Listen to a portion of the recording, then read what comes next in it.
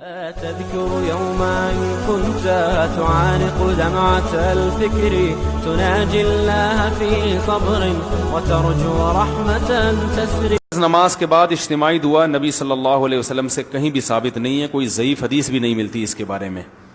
اسی وجہ سے فقہ کی کتابوں میں بھی اس کا تذکرہ نہیں ہے. یہ بر صغیر میں ایک چیز رائج ہو گئی ہے، تو اب جو چیز رائج ہو جائے اس کو ایک دم سے چھوڑنے میں فتنہ ہوتا ہے، تو اس لیے اس کو آرام آرام سے تمیز سے آہستہ آہستہ چھوڑنا چاہیے.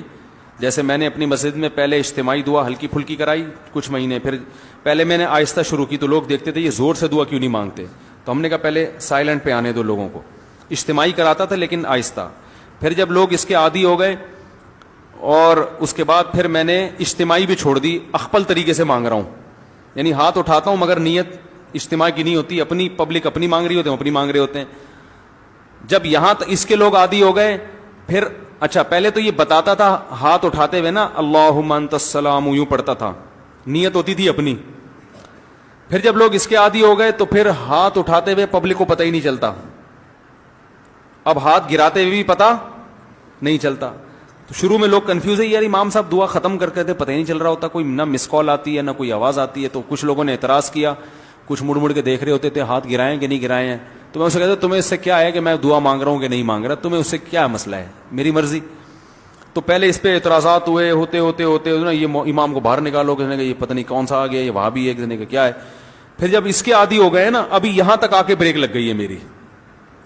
اس کے بعد اگلا اسٹیپ یہ ہے کہ یہ دعا مانگنا ہے نماز کے بعد ہاتھ اٹھا کے کوئی فرض واجب بھی نہیں ہے.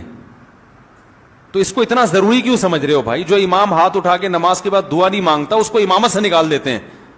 تو اب کچھ دنوں میں اس پہ بھی آہستہ آہستہ پبلک کو سیٹ کرنا ہے کہ اگر امام سلام پھیر کے تسبیح پڑھ کے گھر چلا جائے، دل میں دعا مانگ لے یا گھر جا کے مانگ لے، تو اللہ کی رسول کی طرف سے امام اس بات کا پابند نہیں ہے کہ وہ گن پوائنٹ پہ اس سے دعائیں منگوائی جائیں. لیکن ابھی لوگوں کا ہاضمہ اتنا ہوا نہیں ہے، یہ کر لیا تو نہیں آپ لوگ ہی میرے خلاف ہو جائیں گے. تو آہستہ آہستہ جہاں یہاں تک آ گئے تو اگلا اسٹیپ انشاءاللہ 10-20 سالوں میں وہ بھی ہو جائے گا. ٹھیک ہے نا؟ تو ایک دم فتنہ نہیں کھڑا کر دینا چاہیے، تمیز سے. ہر کام جب تمیز سے ہوتا ہے، لوگ کہتے ہیں نا کوئی اونچی آواز میں بات کرو گے بھائی تمیز سے بات کرو کہتے ہیں نا، تو یہ کام بھی انشاءاللہ ہم تھوڑی تھوڑی تمیز سے یہاں تک پہنچ گئے. یہ بھی بڑی بات ہے، یہاں تک ہماری مساجد میں اس اسٹیج تک پہنچنا بھی آسان کام نہیں ہے. اب دیکھیں جمعے میں دعا شارٹ ہے نا، آج جمعے کے بعد دعا مانگی میں نے نہیں ہے نا، پبلک کو پتہ بھی نہیں چلا، آپ لوگوں کو بھی پتہ چلے گا، چلے جائیں گے گھر. ٹھیک ہے، کوئی جمعے کے بعد تو اجتماعی دعائیں مانگی جاتی ہیں، کوئی ضروری تھوڑی ہیں.